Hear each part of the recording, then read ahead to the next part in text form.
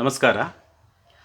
ಈ ವಿಡಿಯೋದಲ್ಲಿ ಕುವೆಂಪು ವಿಶ್ವವಿದ್ಯಾನಿಲಯದ 6ನೇ ಸೆಮಿಸ್ಟರ್ನಲ್ಲಿ ಅಧ್ಯಯನ ಮಾಡ್ತಿರ್ತಕ್ಕಂಥ ವಿದ್ಯಾರ್ಥಿಗಳಿಗೆ ಇರುವ ಏಷ್ಯಾದ ಇತಿಹಾಸದ ಡಾಕ್ಟರ್ ಸನ್ಯಾತ್ ಸೇನ್ನ ತತ್ವಗಳ ಬಗ್ಗೆ ಒಂದಷ್ಟು ಮಾಹಿತಿಗಳನ್ನು ಮಾಡಿಕೊಡ್ತಾ ಇದ್ದೇನೆ.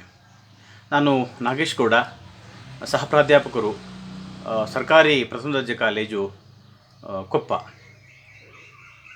ಸನ್ಯಾತ್ ಸೇನ್ನ ತತ್ವಗಳನ್ನು ಸ್ಯಾನ್ ಮಿನ್-ಚೂ ತತ್ವಗಳು ಎಂಬುದಾಗಿ ಕರೀತಾರೆ. ಈ ವಿಷಯಕ್ಕೆ ಸಂಬಂಧಪಟ್ಟ ಹಾಗೆ ಒಂದು ಸಂಕ್ಷಿಪ್ತ ಉತ್ತರದ ಪ್ರಶ್ನೆಯನ್ನು ನೀವು ನಿರೀಕ್ಷೆ ಮಾಡ್ಬೋದು.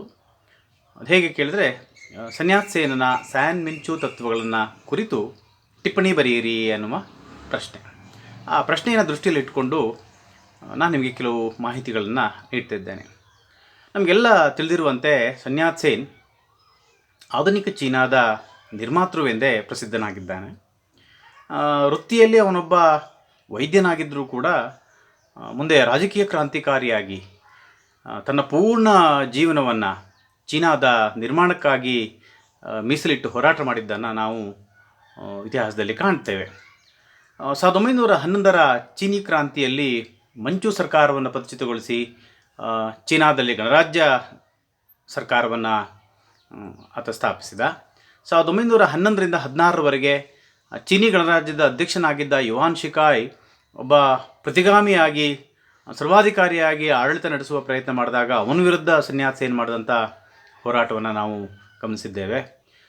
ಆನಂತರ 1917ರಿಂದ 1925ರವರೆಗೆ ಕ್ಯಾಂಟನ್ ಗಣರಾಜ್ಯದ ಅಧ್ಯಕ್ಷನಾಗಿ ಚೀನಾದ ಮಿಲಿಟರಿ ನಾಯಕರುಗಳ ಆಳ್ವಿಕೆಯನ್ನು ಕೊನೆಗಾಣಿಸಿ ಇಡೀ ಅಖಂಡ ಚೀನಾಕ್ಕೆ ಒಂದೇ ಸರ್ಕಾರವನ್ನು ಸ್ಥಾಪಿಸಬೇಕು ಅನ್ನೋ ಕಾರಣಕ್ಕಾಗಿ ಅವನು ನಡೆಸಿದ ಹೋರಾಟವನ್ನು ನಾವು ಮನಗಂಡಿದ್ದೇವೆ.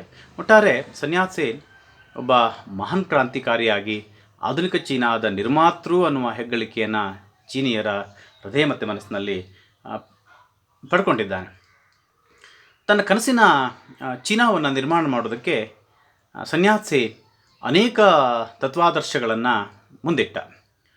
ಡಾಕ್ಟರ್ ಸನ್ಯಾತ್ ಸೇನ್ ಮಾಡಿರ್ತಕ್ಕಂಥ ಭಾಷಣಗಳನ್ನೆಲ್ಲ ಕ್ರೋಢೀಕರಿಸಿ ಹೊರತಂದ ಸ್ಯಾನ್ ಮಿನ್-ಚೂಯಿ ಎನ್ನುವ ಕೃತಿಯಲ್ಲಿ ಸನ್ಯಾತ್ ಸೇನನ ತತ್ವಗಳು ಪ್ರಸ್ತಾಪವಾಗಿವೆ. ಜೊತೆಗೆ ಅವನ ಕೃತಿಗಳಾದ plans for national reconstruction, first steps to democracy, the political philosophy ಎಂಬ ಕೃತಿಗಳಲ್ಲೂ ಸನ್ಯಾತ್ ಸೇನ್ನ ತತ್ವಗಳ ಪ್ರಸ್ತಾಪವನ್ನು ನಾವು ಕಾಣ್ಬೋದು. ಹೀಗೆ ಸನ್ಯಾತ್ ಸೇನ್ ಪ್ರತಿಪಾದಿಸಿದ ಸ್ಯಾನ್ ಮಿನ್-ಚೂ ತತ್ವಗಳನ್ನು ಜನತೆಯ 3 ತತ್ವಗಳು ಅಂಥೇಳಿ ಬಣ್ಣಿಸಲಾಗುತ್ತೆ. ಈ ತತ್ವಗಳೇ ಮುಂದೆ ಅವನ ನಾಯಕತ್ವದ ಕುಮಿಂಗ್ಟಾಂಗ್ ಪಕ್ಷಕ್ಕೆ ಒಂದು ಸೈದ್ಧಾಂತಿಕವಾದಂಥ ಬೆನ್ನೆಲುಬಾಗಿ ಕೆಲಸ ಮಾಡೋದನ್ನು ನಾವು ನೋಡ್ತೇವೆ. ಡಾಕ್ಟರ್ ಸನ್ಯಾತ್ ಸೇನ್ ಅಮೆರಿಕದಲ್ಲಿದ್ದಾಗ ಪಡೆದಂತಹ ಅನುಭವಗಳು, ಅಮೆರಿಕದಲ್ಲಿ ನಡೆದಂತಹ ಪ್ರಗತಿಪರ ಚಳುವಳಿಗಳು ಮತ್ತು ಅಬ್ರಹಾಂ ಲಿಂಕನ್ನ ವಿಚಾರಗಳಿಂದ ಅವನು ಪ್ರಭಾವಿತಗೊಂಡು ಹಲವು ವಿಚಾರಗಳನ್ನು ಪ್ರಸ್ತಾಪ ಮಾಡಿದ. ಸನ್ಯಾತ್ ಸೇನ್ನ ತತ್ವಗಳ ಮೇಲೆ ಪಾಶ್ಚಿಮಾತ್ಯ ವಿಚಾರಧಾರೆಗಳ ಪ್ರಭಾವವೂ ಇದೆ, ಚೀನಿ ಪಾರಂಪರಿಕ ವಿಚಾರಗಳ ಪ್ರಭಾವವೂ ಇರೋದನ್ನು ನಾವು ಕಾಣ್ಬೋದು. ಈ ಪಾಶ್ಚಾತ್ಯ ಮತ್ತು ಚೀನಿ ವಿಚಾರಗಳ ಒಂದು ಸಮ್ಮಿಶ್ರಣದ ಫಲವಾಗಿ ಸನ್ಯಾತ್ ಸೇನ್ನ ತತ್ವಗಳು ರೂಪುಗೊಂಡಿವೆ ಅಂತೇಳಿ.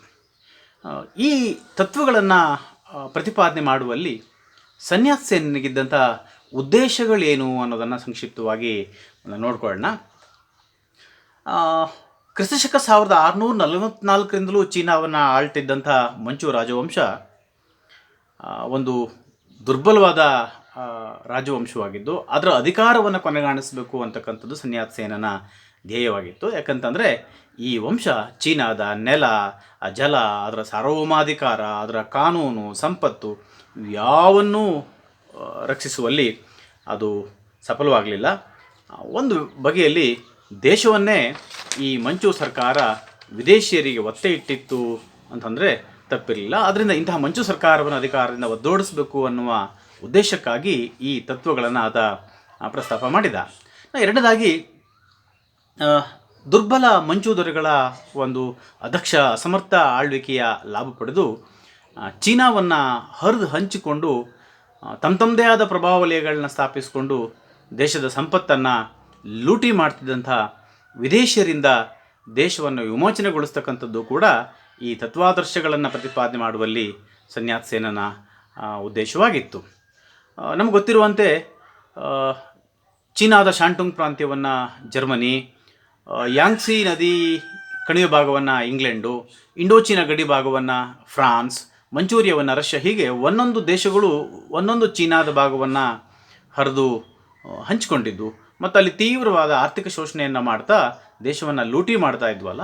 ಆದರೆ ಅಂಥ ವಿದೇಶಿಯರಿಂದ ದೇಶವನ್ನು ವಿಮೋಚನೆಗೊಳಿಸೋದಕ್ಕೆ ಸನ್ಯಾತ್ ಸೇನ್ ಈ ತತ್ವಗಳನ್ನು ಜನರಿಗೆ ಬೋಧಿಸ್ತಾನೆ. ಭಾಳ ಮುಖ್ಯವಾಗಿ ಈ ಮಂಚೂ ಸರ್ಕಾರವನ್ನು ಪತನಗೊಳಿಸೋದಕ್ಕೆ, ವಿದೇಶಿಯರಿಂದ ದೇಶವನ್ನು ವಿಮೋಚನೆಗೊಳಿಸೋದಕ್ಕೆ ಚೀನಿಯರಲ್ಲಿ ರಾಷ್ಟ್ರೀಯ ಮನೋಭಾವನೆಯನ್ನು ಬಲಪಡಿಸುವ ಅಗತ್ಯತೆ ಇತ್ತು. ಆ ಕಾರಣಕ್ಕೂ ಈ ತತ್ವಗಳನ್ನ ಆತ ಬೋಧಿಸ್ತಾನೆ. ಚೀನಾದಲ್ಲಿ ಒಂದು ಗಣರಾಜ್ಯ ಮಾದರಿಯ ಸರ್ಕಾರವನ್ನು ಸ್ಥಾಪಿಸುವಂಥದ್ದು ಮತ್ತು ಪಾಶ್ಚಾತ್ಯ ದೇಶಗಳಂತೆ ಚೀನಾವನ್ನು ಒಂದು ಸದೃಢ, ಸಂಪದ್ಭರಿತ, ಬಲಾಢ್ಯ ದೇಶವನ್ನಾಗಿ ರೂಪಿಸುವ ಉದ್ದೇಶದಿಂದಲೂ ಕೂಡ ಸನ್ಯಾತ್ ಸೇನ್ ಈ ತತ್ವಗಳನ್ನು ಚೀನಿಯರಿಗೆ ಪ್ರತಿಪಾದನೆ ಮಾಡ್ತಾನೆ. ಮುಂದೆ ಡಾಕ್ಟರ್ ಸನ್ಯಾತ್ ಸೇನನ ಸ್ಯಾನ್ ಮಿಂಚು ತತ್ವಗಳನ್ನು ನಾವು ಸಂಕ್ಷಿಪ್ತವಾಗಿ ಗಮನಿಸೋಣ. ಸನ್ಯಾತ್ ಸೇನ್ ಪ್ರತಿಪಾದನೆ ಮಾಡಿದ ತತ್ವಗಳು 3. ಒಂದು ಮಿನ್ತ್ಸು ಅಂತಂದರೆ ರಾಷ್ಟ್ರೀಯತೆ, ಎರಡನೇದು ಮಿನ್ಚುವಾನ್ ಹಾಗಂತಂದರೆ ಪ್ರಜಾಪ್ರಭುತ್ವ, ಮೂರನೇದು ಮಿನ್ಶೆಂಗ್ ಆಗಿತ್ತು. ಮಿನ್ಶೆಂಗ್ ಅಂತಂದರೆ ಅದನ್ನು ಸಮಾಜವಾದ, ಪ್ರಜಾ ಕಲ್ಯಾಣ ಅಥವಾ ಜನತೆಯ ಮೂಲಭೂತ ಸೌಕರ್ಯಗಳು ಅಂಥೇಳಿ ವಿವರಿಸಲಾಗುತ್ತೆ. ಈ ಮಿನ್ಚುವಾನ್ ಮತ್ತು ಮಿನ್ಶೆಂಗ್ ಅಂತಕ್ಕಂಥ ಈ 3 ತತ್ವಗಳನ್ನೇ ಸ್ಯಾನ್ ಮಿಂಚು ಅನ್ನುವ ಹೆಸರಿನಲ್ಲಿ ಕರೆಯಲಾಗುತ್ತೆ. ಡಾಕ್ಟರ್ ಸನ್ಯಾತ್ ಸೇನ್ ತನ್ನ ಈ ತತ್ವಗಳನ್ನು ಮೊಟ್ಟ ಮೊದಲ ಬಾರಿಗೆ ಯುರೋಪ್ನ ಪ್ರವಾಸದಲ್ಲಿದ್ದಾಗ ಬ್ರಸೆಲ್ಸ್ನಲ್ಲಿ ಮಾಡಿದ ಭಾಷಣವೊಂದರಲ್ಲಿ ಪ್ರಸ್ತಾಪ ಮಾಡಿದ. ಆನಂತರ ಅವನು 1905ರಲ್ಲಿ ಎಲ್ಲ ರಹಸ್ಯ ಸಂಘಗಳನ್ನು ಒಗ್ಗೂಡಿಸಿ ತುಂಗ್ಮೆಂಗ್ ಹುಯಿ ಅಂತಕ್ಕಂಥ ಒಂದು ರಹಸ್ಯ ಸಂಘವನ್ನು ಸ್ಥಾಪಿಸಿದ ಮೇಲೆ ಆ ತುಂಗ್ಮೆಂಗ್ ಹುಯಿಯ ಮುಖವಾಣಿಯಾಗಿದ್ದ ಮಿನ್ ಬಾವೋದ ಸಂಪಾದಕೀಯದಲ್ಲಿ ಈ ತನ್ನ ತತ್ವಗಳಿಗೆ ಮೊದಲ ಬಾರಿಗೆ ಲಿಖಿತ ರೂಪವನ್ನು ನೀಡಿ ಪ್ರಕಟಿಸಿದ.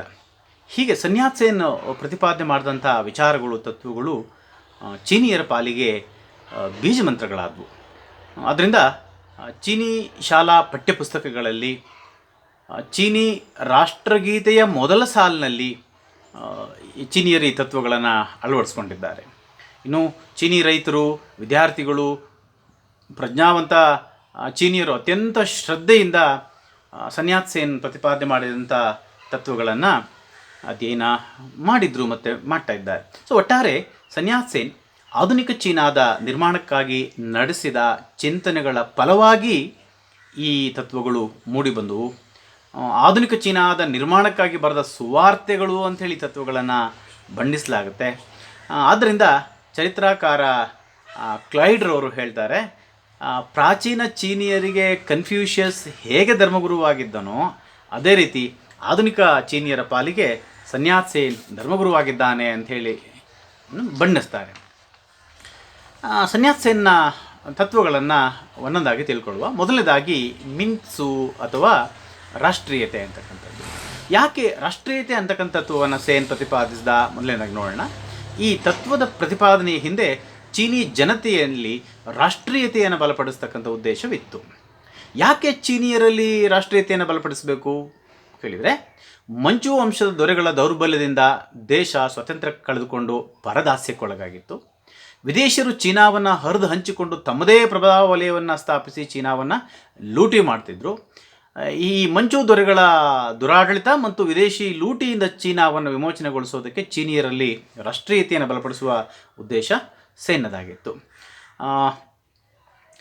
ಚೀನಿಯರಲ್ಲಿ ಪಾರಂಪರಿಕವಾಗಿ ಬಂದಂಥ ಒಂದು ಸಾಂಸ್ಕೃತಿಕ ಐಕ್ಯತೆ ಇತ್ತು, ಆದರೆ ಅವರಲ್ಲಿ ರಾಜಕೀಯ ಐಕ್ಯತೆ ಅಂತಕ್ಕಂಥದ್ದು ಇರಲಿಲ್ಲ. ಅವರಿಗೆ ಈ ಕುಟುಂಬ, ಗ್ರಾಮ, ತಾಲೂಕು ಇವುಗಳ ಕಲ್ಪನೆ ಇತ್ತೇ ವಿನಃ ರಾಷ್ಟ್ರದ ಕಲ್ಪನೆ ಇರಲಿಲ್ಲ. ಯಾಕೆ ಕೇಳಿದರೆ, ಒಂದು ವಿಶಾಲವಾದ ರಾಷ್ಟ್ರದ ಅಧೀನದಲ್ಲಿ ಬಹುಕಾಲ ಒಂದು ಆಳ್ವಿಕೆಗೆ ಒಳಗಾದಂಥ ಅನುಭವ ಚೀನಿಯರಿಗೆ ಇರಲಿಲ್ಲ. ಚೀನಾದಲ್ಲಿ ಹಲವು ಜನಾಂಗಗಳಿತ್ತು. ಮಂಗೋಲರು, ಮಂಚುಗಳು, ಟಿಬೆಟಿಯನ್ನರು, ಮುಸ್ಲಿಮರಾದ ಉಯ್ಗಾರರು, ಹೀಗೆ ಹಲವು ಜನಾಂಗಗಳಿದ್ದು ಈ ವಿವಿಧ ಜನಾಂಗಗಳ ನಡುವೆ ಒಂದು ಸಹಜವಾದಂಥ ಒಂದು ಭಾವೈಕ್ಯತಾ ಮನೋಭಾವ ಅಂತಕ್ಕಂಥದ್ದು ಚೀನಾದಲ್ಲಿ ಇರಲಿಲ್ಲ. ಆದ್ದರಿಂದ ಈ ಚೀನಾದ ವಿವಿಧ ಜನಾಂಗಗಳ ಸಂಬಂಧಗಳನ್ನು ಗಮನಿಸಿ ಇವರೆಲ್ಲ ಮರಳಿನ ಹಗ್ಗದ ರೂಪದಲ್ಲಿದ್ದಾರೆ ಅಂಥೇಳಿ ಸನ್ಯಾತ್ ಸೇನ್ ಅದನ್ನು ಬಣ್ಣಿಸ್ತಾನೆ. ಅದರಿಂದ ಇಂಥ ಮರಳಿನ ಕಣಗಳನ್ನು ರಾಷ್ಟ್ರೀಯತೆ ಎನ್ನುವ ಸಿಮೆಂಟ್ನಿಂದ ಒಗ್ಗೂಡಿಸಿ ಬಲಪಡಿಸಲು, ಚೀನಿಯರಲ್ಲಿ ರಾಷ್ಟ್ರೀಯ ಭಾವನೆಯನ್ನು ಉದ್ದೀಪನಗೊಳಿಸಲು ಈ ಮಿನ್ಸು ಅಥವಾ ರಾಷ್ಟ್ರೀಯತೆ ಅಂತಕ್ಕಂಥ ತತ್ವವನ್ನು ಸನ್ಯಾತ್ ಸೇನು ಪ್ರತಿಪಾದಿಸಿದ. ಅವನು ಹೇಳ್ತಾ ಇದ್ದ, ಚೀನಾ ಅಂತಕ್ಕಂಥದ್ದು ಒಂದು ವಸಾಹತುವಿಗಿಂತಲೂ ಕೆಳಮಟ್ಟದ ವಸಾಹತು ಅಂಥೇಳಿ. ಯಾಕೆ ಕೇಳಿದರೆ ಬಹಳಷ್ಟು ದೇಶಗಳು ವಸಾಹತುಗಳಾಗಿದ್ದು, ಆದರೆ ಅವು ಯಾವುದೋ ಒಂದು ದೇಶದ ವಸಾಹತುಗಳಾಗಿರ್ತಿದ್ದು. ಆದರೆ ಚೀನಾ ಮಾತ್ರ ಹಲವಾರು ದೇಶಗಳ ವಸಾಹತುಗಳಾಗಿದ್ದು ಶೋಷಣೆಗೊಳಗಾಗಿದ್ದರಿಂದ ಇದು ವಸಾಹತುವಿಗಿಂತಲೂ ಕೆಳಮಟ್ಟದ ವಸಾಹತು ಅಂಥೇಳಿ ಆತ ಪರಿಗಣಿಸ್ತಾರೆ. ಸೊ ಆದ್ದರಿಂದ ಚೀನಾದಲ್ಲಿರ್ತಕ್ಕಂಥ ಈ ವಿದೇಶಿಯರ ಆರ್ಥಿಕ ಶೋಷಣೆಯನ್ನು ತೊಡೆದು ಆರ್ಥಿಕ ಸ್ವಾತಂತ್ರ್ಯವನ್ನು ಪಡೆಯಲು, ಸಾಮ್ರಾಜ್ಯಶಾಹಿಗಳ ಹಿಡಿತದಿಂದ ದೇಶವನ್ನು ವಿಮೋಚನೆಗೊಳಿಸಲು ಚೀನಿ ರಾಷ್ಟ್ರೀಯತೆಯನ್ನು ಬಲಪಡಿಸುವ ಅವಶ್ಯಕತೆಯನ್ನು ಸನ್ಯಾತ್ ಸೇನ್ ಪ್ರತಿಪಾದಿಸಿದ. ಚೀನಾದಲ್ಲಿ ಒಂದು ಆಂತರಿಕ ಅರಾಜಕತೆಯನ್ನು ಸೃಷ್ಟಿಸಿರ್ತಕ್ಕಂಥ ಮಿಲಿಟರಿ ನಾಯಕರ ಅಧಿಕಾರವನ್ನು ಕೊನೆಗಾಣಿಸದೆ ಚೀನಾದ ರಾಷ್ಟ್ರದ ಐಕ್ಯತೆ ಸಾಧ್ಯ ಇಲ್ಲ ಅನ್ನೋದನ್ನು ಚೀನಿಯರಿಗೆ ಆತ ಮನಗಾಣಿಸಿದ.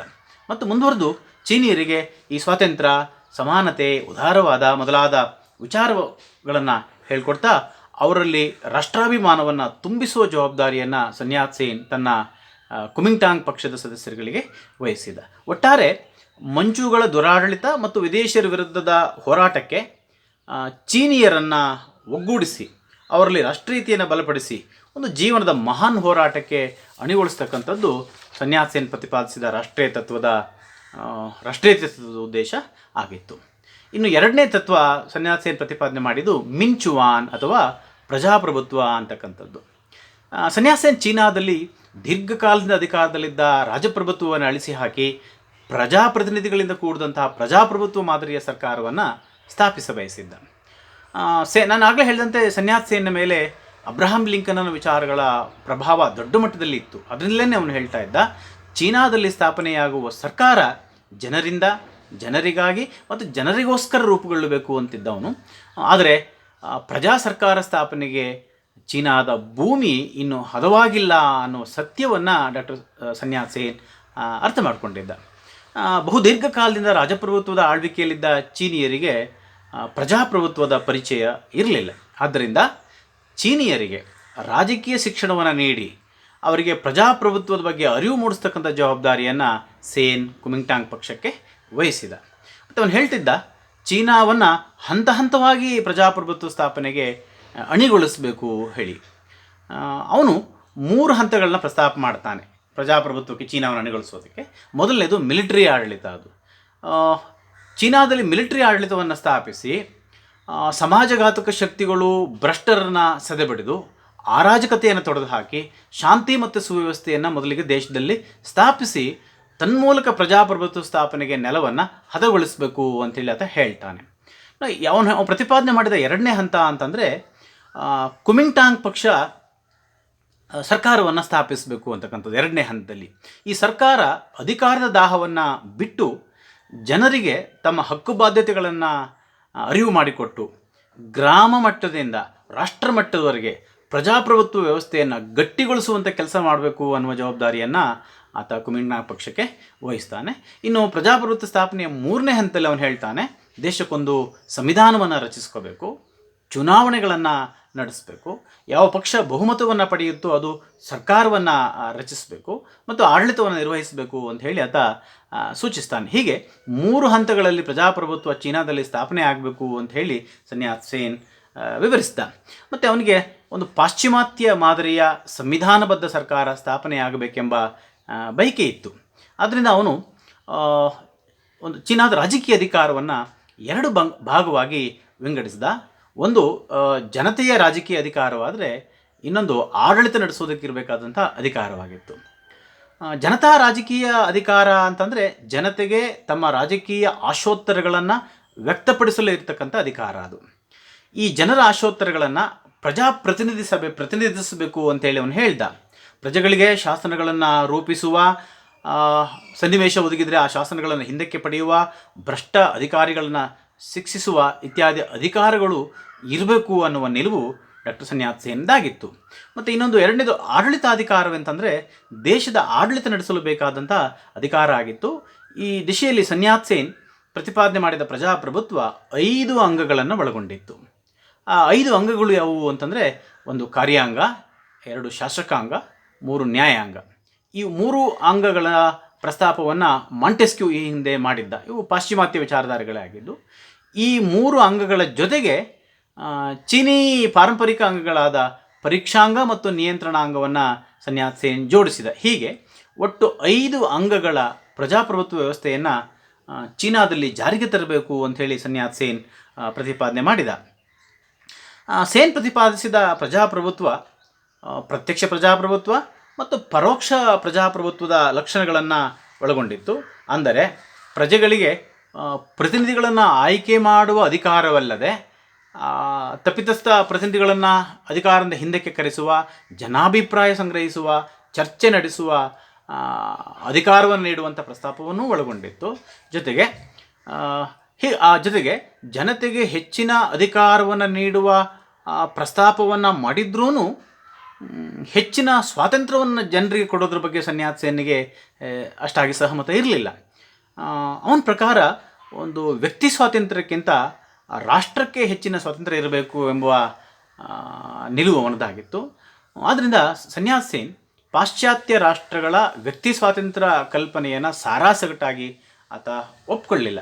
ಒಟ್ಟಾರೆ ಸೇನ್ ಪ್ರತಿಪಾದಿಸಿದ ಪ್ರಜಾಪ್ರಭುತ್ವದಲ್ಲಿ ಪಾಶ್ಚಾತ್ಯ ಗಣತಂತ್ರದ ಲಕ್ಷಣಗಳು, ಸ್ವಿಸ್ ಗಣರಾಜ್ಯದ ತತ್ವಗಳು ಮತ್ತು ರಷ್ಯಾದಲ್ಲಿ ಕಂಡುಬರುವ ಅಧಿಕಾರ ಕೇಂದ್ರೀಕರಣದ ತತ್ವಗಳ ಛಾಯೆಯನ್ನು ನಾವು ಕಾಣ್ಬೋದಾಗಿದೆ.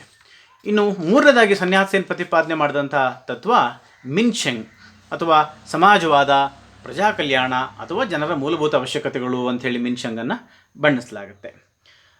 ಒಂದು ರೀತಿಯಲ್ಲಿ ಸನ್ಯಾತ್ ಸೇನನ ಆರ್ಥಿಕ ವಿಚಾರಧಾರೆಗಳನ್ನು ಮಿನ್ಶೆಂಗ್ ಒಳಗೊಂಡಿದೆ.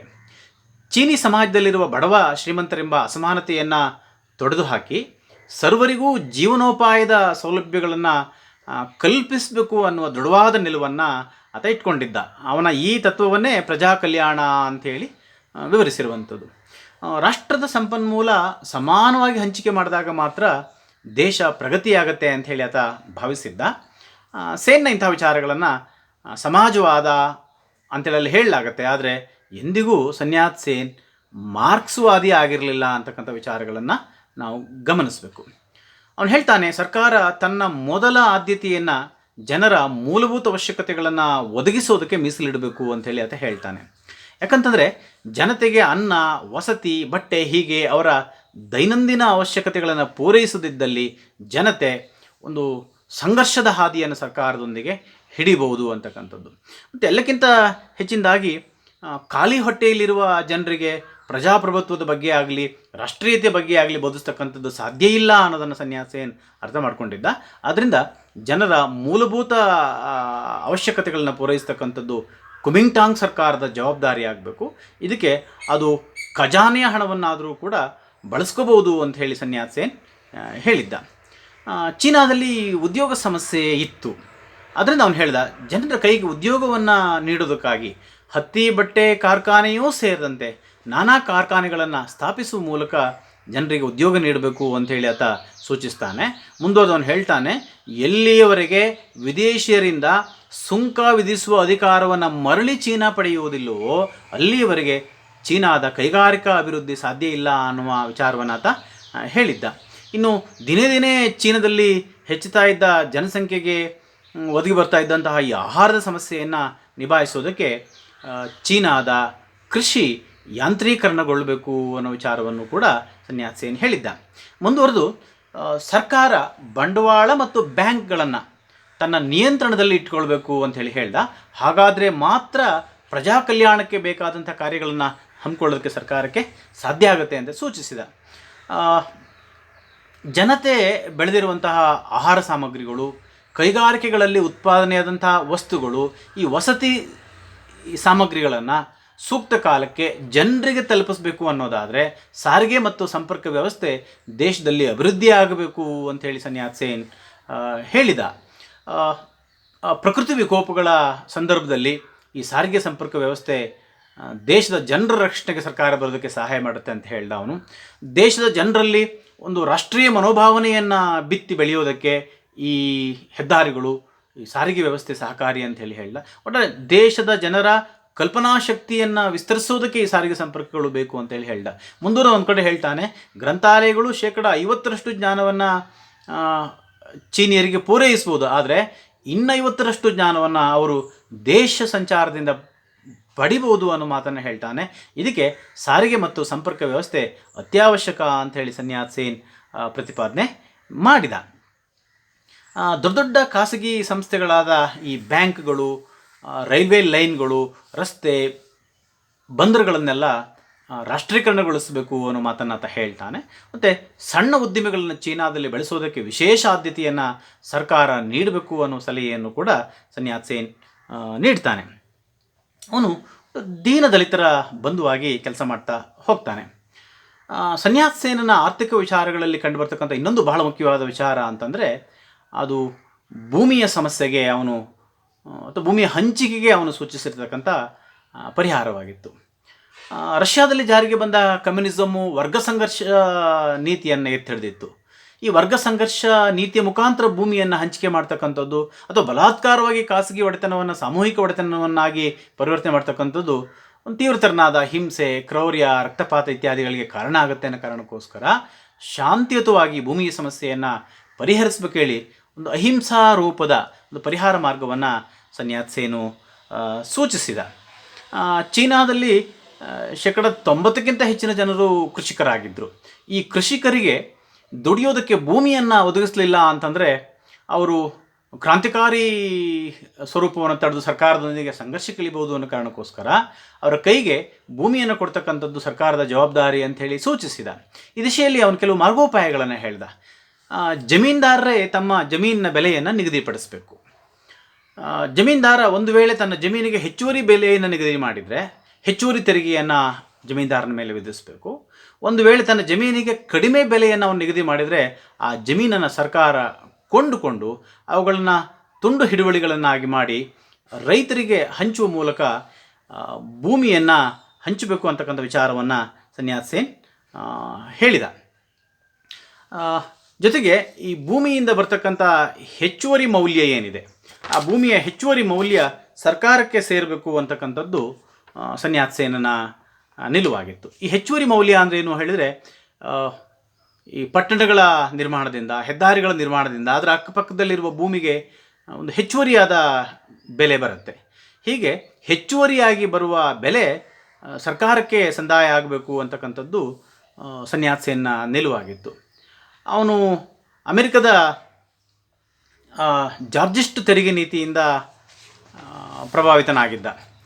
ಜಾರ್ಜಿಸ್ಟ್ ತೆರಿಗೆ ನೀತಿ ಅಂತಂದರೆ ಭೂಮಿಯಿಂದ ಬರ್ತಕ್ಕಂಥ ಹೆಚ್ಚುವರಿ ತೆರಿಗೆಯನ್ನು ಸರ್ಕಾರಕ್ಕೆ ಸಲ್ಲಿಸಬೇಕು ಅಂತಕ್ಕಂಥದ್ದು ಆಗಿತ್ತು. ಅದನ್ನು ಚೀನಾದಲ್ಲೂ ಆತ ಅನುಷ್ಠಾನಕ್ಕೆ ತರುವ ಪ್ರಯತ್ನವನ್ನು ಮಾಡ್ತಾನೆ. ಸೊ ಹೀಗೆ ಸನ್ಯಾತ್ ಸೇನ್ ಪ್ರತಿಪಾದನೆ ಮಾಡಿದಂತಹ ಏನು ಮಿನ್ಶೆಂಗ್ ಇದೆ ಅದು ದೇಶದ ಆರ್ಥಿಕ ಸಮಸ್ಯೆಗಳನ್ನು ಹೋಗಲಾಡಿಸೋದಕ್ಕೆ ಪ್ರತಿಪಾದನೆ ಮಾಡಿದಂಥ ಒಂದು ತತ್ವ ಆಗಿತ್ತು.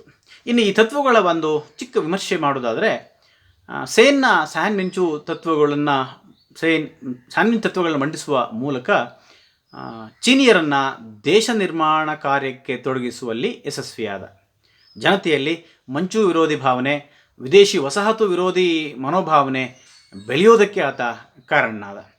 ಚೀನಿಯರ ರಾಷ್ಟ್ರೀಯತೆಯನ್ನು ಬಲಗೊಳಿಸಿ ಅವರು ಒಗ್ಗೂಡಿ ದೇಶದ ಹಿತಕ್ಕಾಗಿ ದುಡಿಯುವಂತೆ ಉತ್ತೇಜಿಸಿದ. ಚೀನಾದ ನೆಲವನ್ನು ಪ್ರಜಾಪ್ರಭುತ್ವ ಸರ್ಕಾರ ಸ್ಥಾಪನೆಗೆ ಹದಗೊಳಿಸಲು ಪ್ರಯತ್ನಿಸಿದ. ಆದರೆ ದುರದೃಷ್ಟವಶಾತ್ ಅವನ ತತ್ವಗಳು ಅವನ ಶಿಷ್ಯನಾದ ಚಿಯಾಂಗ್ ಕೈಶೇಕ್ ಸರ್ಕಾರ ಕಾಲದಲ್ಲಿ ಅಷ್ಟಾಗಿ ಅನುಷ್ಠಾನಕ್ಕೆ ಬರಲಿಲ್ಲ. ಅವನು ಇನ್ನೂ ಒಂದು ವಿಷಯವನ್ನು ಹೇಳಿದ್ದ. ಚೀನಾ ಸಂಕಷ್ಟದ ಕಾಲದಲ್ಲಿ ಕ್ಯಾಂಟನ್ ಗಣರಾಜ್ಯದ ಬೆಂಬಲಕ್ಕೆ ಬಂದಿದ್ದ ರಷ್ಯಾದ ಸಹಾಯವನ್ನು ತನ್ನ ಮರಣಾನಂತರವೂ ಕುಮಿಂಗ್ಟಾಂಗ್ ಸರ್ಕಾರ ಪಡೆಯಬೇಕು ಅಂಥೇಳಿ ಹೇಳಿದ್ದ. ಚೀನಾದ ಮಿಲಿಟರಿ ನಾಯಕರ ಆಳ್ವಿಕೆಯನ್ನು ಕೊನೆಗಾಣಿಸಲು, ವಿದೇಶಿಯರಿಂದ ಚೀನಾವನ್ನು ಮುಕ್ತಗೊಳಿಸಲು ರಷ್ಯಾದ ಸಹಕಾರ ಚೀನಾಕ್ಕೆ ಅತ್ಯವಶ್ಯಕವಾಗಿದೆ ಅನ್ನೋದನ್ನು ಅವನ ಒತ್ತಿ ಹೇಳಿದ್ದ. ಇಂತಹ ಸಹಕಾರವನ್ನು ಚಿಯಾಂಗ್ ಕೈಶೇಕ್ ನಾಯಕತ್ವದ ಸರ್ಕಾರ ಪಡೆಯಲಿಲ್ಲ ಅನ್ನೋದನ್ನು ನಾವು ಗಮನಿಸಬೇಕು. ಆಮೇಲೆ ಡಾಕ್ಟರ್ ಸನ್ಯಾಸ್ ಸೇನ್ ಪ್ರತಿಪಾದನೆ ಮಾಡಿದಂಥ ರಾಜಕೀಯ ಆರ್ಥಿಕ ವಿಚಾರಗಳಲ್ಲಿ ನಿರ್ದಿಷ್ಟತೆ ಇರಲಿಲ್ಲ ಅಂತಕ್ಕಂಥ ಒಂದು ಟೀಕೆ ಇದೆ. ಆದ್ದರಿಂದ ಅವನ ಮರಣಾನಂತರ ಅವನ ಅನುಯಾಯಿಗಳು ತಮಗೆ ಸರಿಕಂಡಂತೆ ಸನ್ಯಾಸ್ ಸೇನನ ತತ್ವಗಳನ್ನು ವಿಶ್ಲೇಷಣೆಗೆ ಗುರಿಪಡಿಸಿದರು. ಸನ್ಯಾಸ್ ಸೇನ್ನ ಪತ್ನಿ ಕಮ್ಯುನಿಸಮ್ನ ಪರವಾಗಿಯೂ, ಶಿಷ್ಯ ಚಿಯಾಂಗ್ ಕೈಶೇಕ್ ರಾಷ್ಟ್ರೀಯತೆಯ ಪರವಾಗಿಯೂ ಆ ತತ್ವಗಳನ್ನು ವ್ಯಾಖ್ಯಾನ ಮಾಡಿದರು. ಸೇನ್ನ ಮರಣಾನಂತರ ಈ ತತ್ವಗಳು ಒಂದು ಕ್ರಮಬದ್ಧವಾಗಿ ರಾಷ್ಟ್ರ ಜೀವನಕ್ಕೆ ಅಳವಡಿಕೆ ಆಗಲಿಲ್ಲ. ಚಿಯಾಂಗ್ ಕೈಶೇಕು ನಿಶ್ಚಯವಾಗಿ ಸೇನ್ನ ರಾಷ್ಟ್ರೀಯ ತತ್ವವನ್ನು ರಾಷ್ಟ್ರ ಜೀವನಕ್ಕೆ ಅಳವಡಿಸಿದ. ಒಂದು ಸೈನ್ಯವನ್ನು ಕಟ್ಟಿಕೊಂಡು ಆ ಸೈನ್ಯದ ಸಹಾಯದಿಂದ ಮಿಲಿಟರಿ ನಾಯಕರ ವಿರುದ್ಧ ದಂಡಯಾತ್ರೆ ಕೈಗೊಂಡು ಅವರ ಆಳ್ವಿಕೆಯನ್ನು ಕೊನೆಗಾಣಿಸಿ ದೇಶವನ್ನು ಒಂದು ಅಖಂಡತೆಗೆ ಒಳಪಡಿಸಿ ಒಂದು ಸರ್ಕಾರವನ್ನು ಸ್ಥಾಪಿಸುವಲ್ಲಿ ಆತ ಯಶಸ್ವಿಯಾದ. ಆದರೆ ಸನ್ಯಾಸ್ ಸೇನ್ ಪ್ರತಿಪಾದನೆ ಮಾಡಿದ ಪ್ರಜಾಪ್ರಭುತ್ವ ಮಾದರಿಯ ಸರ್ಕಾರದ ತತ್ವಗಳನ್ನು ಯಥಾವತ್ತಾಗಿ ಜಾರಿಗೆ ತರುವಲ್ಲಿ ವಿಫಲನಾದ. ಸನ್ಯಾಸ್ ಸೇನ್ ಅಧಿಕಾರ ವಿಕೇಂದ್ರೀಕರಣ ತತ್ವವನ್ನು ಪ್ರತಿಪಾದನೆ ಮಾಡಿದರೆ ಚಿಯಾಂಗ್ ಕೈಶೇಕ್ ಅಧಿಕಾರವನ್ನು ಸಂಪೂರ್ಣವಾಗಿ ತನ್ನಲ್ಲಿ ಕೇಂದ್ರೀಕರಿಸಿಕೊಂಡ. ತಾನೇ ಕುಮಿಂಗ್ಟಾಂಗ್ ಪಕ್ಷದ ಅಧ್ಯಕ್ಷ, ತಾನೇ ದೇಶದ ಅಧ್ಯಕ್ಷ, ತಾನೇ ದಂಡನಾಯಕನಾಗಿ ಅಧಿಕಾರವನ್ನು ಕೇಂದ್ರೀಕರಣಗೊಳಿಸಿಕೊಳ್ಳುವ ಮೂಲಕ ಸನ್ಯಾಸ್ ಸೇನ್ನ ಪ್ರಜಾಪ್ರಭುತ್ವ ತತ್ವಕ್ಕೆ ತಿಲಾಂಜಲಿಯನ್ನಾತ ಇಟ್ಟ. ಇನ್ನು ಡಾಕ್ಟರ್ ಸನ್ಯಾಸ್ ಸೇನ್ನ ಆರ್ಥಿಕಾಭಿವೃದ್ಧಿ ವಿಚಾರಗಳನ್ನು ಚಿಯಾಂಗ್ ಕೈಶೇಕ್ ಸಂಪೂರ್ಣವಾಗಿ ಕಡೆಗಣಿಸ್ತಾ ಅಂತಲೇ ಹೇಳಬೇಕಾಗಿತ್ತು. ಯಾಕೆ ಹೇಳಿದ್ರೆ ಅವನ ಸರ್ಕಾರ ಬಡವರು, ಗೇಣಿದಾರರ ಹಿತವನ್ನು ಕಡೆಗಣಿಸಿ ಶ್ರೀಮಂತರು, ಜಮೀನ್ದಾರರು, ಬಂಡವಾಳಶಾಹಿಗಳ ಪರವಾದ ಸರ್ಕಾರವಾಗಿ ಕೆಲಸ ಮಾಡಿತು. ಆದ್ದರಿಂದ ಒಂದು ಜನಸಾಮಾನ್ಯರ ವಿಶ್ವಾಸವನ್ನು ಗಳಿಸುವಲ್ಲಿ ಚಿಯಾಂಗ್ ಕೈಶೇಕ್ನ ಸರ್ಕಾರ ವಿಫಲವಾಯಿತು. ಹೀಗೆ ಚಿಯಾಂಗ್ ಕೈಶೇಕ್ ಜನಸಾಮಾನ್ಯರ ವಿಶ್ವಾಸವನ್ನು ಕಳ್ಕೊಂಡಿದ್ದೇ ಮಾವೋ ಈ ಜನಸಾಮಾನ್ಯರೆಲ್ಲ ಸಂಘಟಿಸಿ ಚೀನಾದಲ್ಲಿ ಒಂದು ಕಮ್ಯುನಿಸ್ಟ್ ಮಾದರಿಯ ಸರ್ಕಾರವನ್ನು ಸ್ಥಾಪಿಸೋದಕ್ಕೆ, ಚಿಯಾಂಗ್ ಕೈಶೇಕ್ನ ಸರ್ಕಾರವನ್ನು ಒದ್ದೋಡಿಸೋದಕ್ಕೆ ಕಾರಣ ಆಯಿತು ಅನ್ನೋದನ್ನು ನಾವು ಗಮನಿಸಬೇಕು. ಒಟ್ಟಾರೆ ಈ ಎಲ್ಲ ಸನ್ಯಾಸ್ ಸೇನ್ನ ತತ್ವಗಳನ್ನು ಗಮನಿಸಿ ಕೀಟನ್ ಅವರು ಬಹಳ ಚೆನ್ನಾಗಿ ಅವರು ಹೇಳಿದರು. ಹೇಗೆ ಮುಸ್ತಾಫಾ ಕೆಮಾಲ್ ಪಾಷಾ ಟರ್ಕಿ ಪ್ರಜೆಗಳಿಗೆ ದುಡಿದ್ನೋ, ಹೇಗೆ ಸ್ಟಾಲಿನ್ ಮತ್ತು ಲೆನಿನ್ ರಷ್ಯನ್ನರ ಏಳಿಗೆಗಾಗಿ ದುಡಿದ್ರೋ, ಸನ್ಯಾಸ್ ಸೇನ್ ಚೀನಾದ 400 ಮಿಲಿಯನ್ ಜನರ ಏಳಿಗೆಗಾಗಿ ಅಹರ್ನಿಶಿಯಾಗಿ ದುಡ್ದ ಅಂಥೇಳಿ ಸನ್ಯಾಸ್ ಸೇನನ್ನು ಬಣ್ಣಿಸಿದರು. ವಿನಾಕಿ ಅವರಂತೂ ಒಂದು ಹೆಜ್ಜೆ ಮುಂದುವರೆದು ಸನ್ಯಾಸ್ ಸೇನ್ಗಿಂತಲೂ ಅವನ ಸಿದ್ಧಾಂತ ತುಂಬ ಜನಪ್ರಿಯವಾಯಿತು ಅಂಥೇಳಿ ಹೇಳ್ತಾರೆ. ಸೊ ಒಟ್ಟಾರೆ ಸನ್ಯಾಸ್ ಸೇನ್ ಪ್ರತಿಪಾದನೆ ಮಾಡಿದಂಥ ಸ್ಯಾನ್ ಮಿಂಚು ತತ್ವಗಳು ಚೀನಾವನ್ನು ಮಂಚು ಸರ್ಕಾರ, ವಿದೇಶಿಯರ ಶೋಷಣೆಯಿಂದ ಮುಕ್ತಗೊಳಿಸಿ ಗಣತಂತ್ರ ಸರ್ಕಾರವನ್ನು ಚೀನಾದಲ್ಲಿ ಸ್ಥಾಪಿಸಿ ಅದನ್ನು ಒಂದು ಆಧುನಿಕ ದೇಶವನ್ನಾಗಿ ಪರಿವರ್ತಿಸಿ ಸದೃಢ ದೇಶವನ್ನಾಗಿ ಮಾಡುವ ಸಲುವಾಗಿ, ಅಂತಾರಾಷ್ಟ್ರೀಯ ಮಟ್ಟದಲ್ಲಿ ಚೀನಾಕ್ಕೆ ಸೂಕ್ತ ಗೌರವ ಸಲ್ಲುವಂತೆ ಮಾಡುವ ಸಲುವಾಗಿ ಈ ತತ್ವಾದರ್ಶಗಳನ್ನು ಪ್ರತಿಪಾದನೆ ಮಾಡಿದ್ದು ಅನ್ನೋದನ್ನು ನಾವು ತಿಳ್ಕೊಬೇಕಾಗತ್ತೆ. ಧನ್ಯವಾದಗಳು.